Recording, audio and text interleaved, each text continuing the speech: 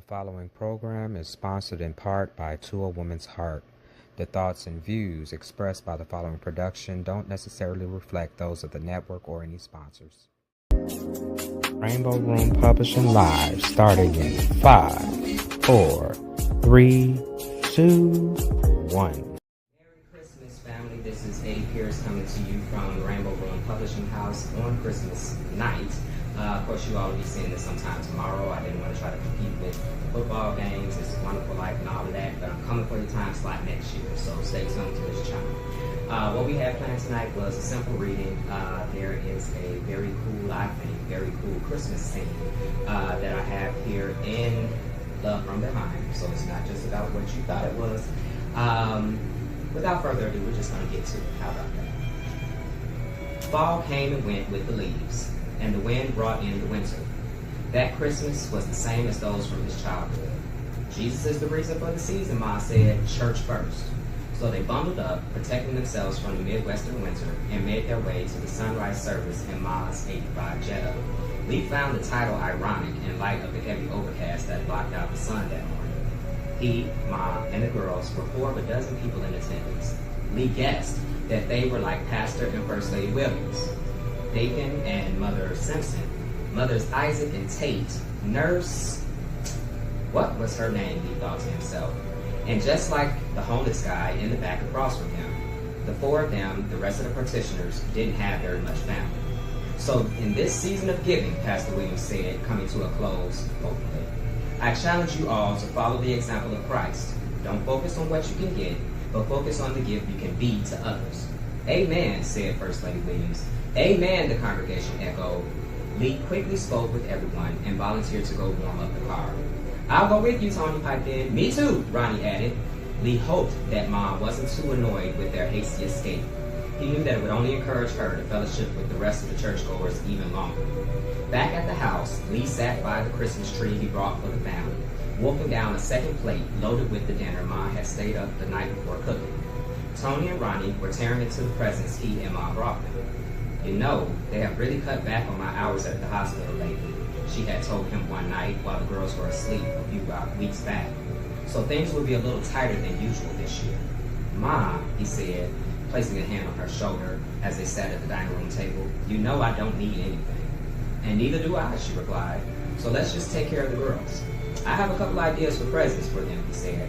I can get their gifts and the tree, and I'll take care of dinner.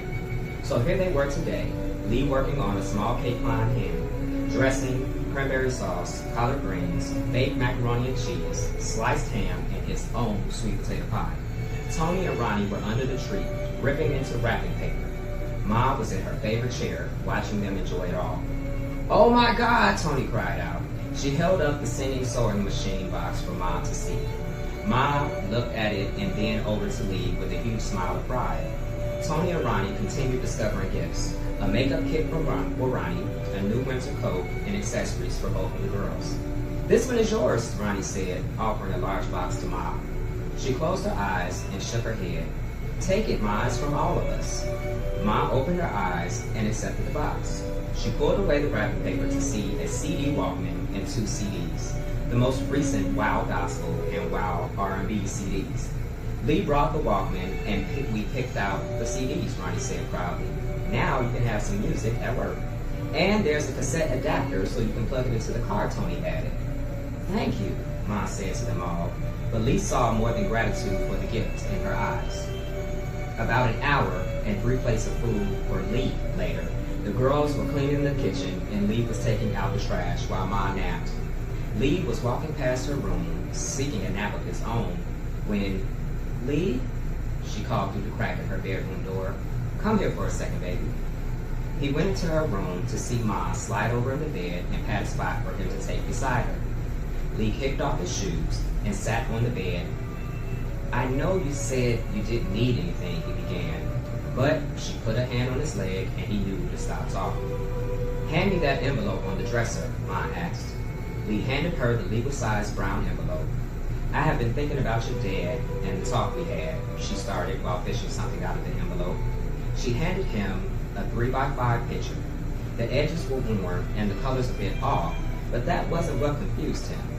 Lee clearly made out his father wearing a smile he couldn't recall having ever seen. He sat on an old motorcycle, and strapped to his chest was Lee as a baby, reaching for the handlebars. Lee looked back over to Mom. Those were the proudest days of that man's life, she continued. At first, I didn't want to show this to you. I know you can't really remember anything good about your father, but he wasn't all bad. She took Lee's hand. I told you, he had dreams too. He was just scared to pursue them, scared of failing. I was so sure you would do better than him when you went away to school, but now I see you picking up the pieces and deciding to go back to school and face whatever ran you away. Ma held up her hand, stopping Lee from speaking a second time. You can tell me about it when you're ready, she said. For now, it is enough for me to see that you are working through whatever it is.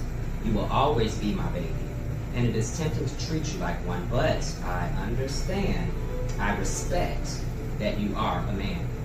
Knowing that, I know that I can tell you that it didn't surprise me that you loved motorcycles. She rested against the headboard, closed her eyes, and smiled. That crazy man used to strap you to his chest and ride you around the neighborhood. I used to get so mad at him. I used to tell him to stop showing off, but he would just laugh at me and say, "Hush, woman, I'm taking my son for a ride." She said the last in a fake baritone that Lee knew would speed his father's voice. Her head dropped. Then he lost his job, and things got hard around here. After a while, I heard him on the phone trying to sell the bike behind my back. I told him I could go back to work, but he said he was the man and that it was his job to bring the money into the house. He turned away from his side of the family out of shame when they offered to help. Good jobs were hard to come by back then, even with a high school diploma, so he had to take what he could find. He got on with the janitors at his old high school. At first, everything seemed okay, but in time, he just got bitter. Watching all of those kids graduate and go on to college, he just grew more and more distant and disappointed in himself. I just kept thinking if he had at least saved the bike, he would have had something to remind him of happier days, days when he still had hope. Mom visibly shook the past out of her mind and looked back to Lee. "Lee," she said softly, "don't be mad." Lee's eyebrows went up in surprise. "But when you came back home, I decided to take your father to court. That man never finished anything, and I didn't want that for you or for the girls. It took some time to find him, but the courts did. Things are still being sorted out, but, well, I guess since you already broke our agreement, we're even." She reached back into the envelope and pulled out several pieces of paper, computer printouts, photos of motorcycle ads in Vegas. "Starting with the new year," she began, "your father will be paying back child support for you and your sisters. It isn't a lot, but your portion should be enough for you to get something used and nice enough to get you around out there." Lee tried to hand her the papers back, but she forced them back at him with a look. "It has been just me and you for a long time. I thank God for you and all you've done all these years, son, but this is that man's responsibility to all of us, not just you. One of his failings as a man is that he couldn't open himself up to accept help from anyone. These last months, you have shown me that you are so much more than he was. It wasn't easy for me to accept anything from him after the way he hurt me. But I believe that this is how God has chosen to bless us. Sometimes he takes our pain and uses it for our good. But good things only come to us when we are open to receive them." Lee didn't say anything. She took the photos and the ads, placing them back in the envelope, and pressed them into his chest. She kissed him on the forehead and said, "Merry Christmas." Minutes later, back in his room, Lee sat on the bed, staring at his dresser. He got up, still holding Mom's envelope. Well, his envelope now. Lee opened the top drawer, pushed aside his underwear, and picked up a torn picture of Jay, looked at it for a second, and slipped it inside the envelope before placing the whole bundle at the bottom of the drawer. He rearranged his underwear, closed the drawer, and climbed into bed. Love from Behind, available at rainbowroompublishingllc.com. If you want the happy ending, that's where you find it. I hope that you all have had a great Christmas. I hope that the rest of the holiday season is going great for you. I'm looking forward to the new year myself. and all that it brings. Of course, that also means more stories from Rainbow Room Publishing for you. So thank you again for joining us on this Christmas, well, in this case, it's probably morning for you. This is Eddie Pierce coming to you from Rainbow Room Publishing, signing off. Have a